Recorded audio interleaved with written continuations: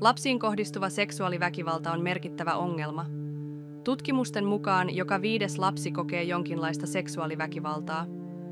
Tämä tarkoittaa, että tavallisessa koululuokassa arviolta noin 5 lasta on kokenut seksuaaliväkivaltaa.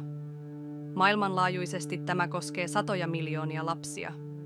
Tiedämme, että merkittävä määrä aikuisia syyllistyy lapsiin kohdistuvaan seksuaaliväkivaltaan ja hyväksikäyttöön.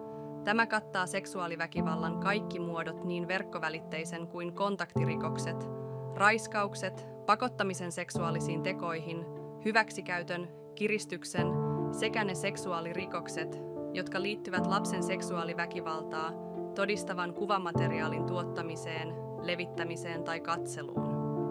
Lapsiin kohdistuvaa seksuaaliväkivaltaa tapahtuu kaikissa ympäristöissä, myös perhepiirissä. Kyseessä on vakava ongelma, joka aiheuttaa pitkäaikaista haittaa, eikä ongelma katoa itsestään ilman toimia.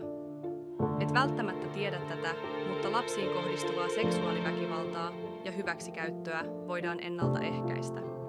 Yksi keino suojella lapsia on opettaa heitä. Myös viranomaisten tavoite on tunnistaa huolestuttavaa käyttäytymistä ja puuttua edellä mainittuihin tilanteisiin lasten suojelemiseksi. Usein toimet tulevat kuitenkin liian myöhään.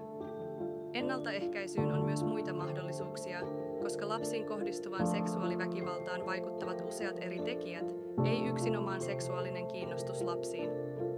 Neuvonta ja terapeuttinen tuki voivat auttaa ennaltaehkäisemään rikoksia ja estämään lapsia joutumasta uhreiksi. Nyt on aika puhua asiasta. Lapsiin kohdistuvaa seksuaaliväkivaltaa voidaan ennaltaehkäistä.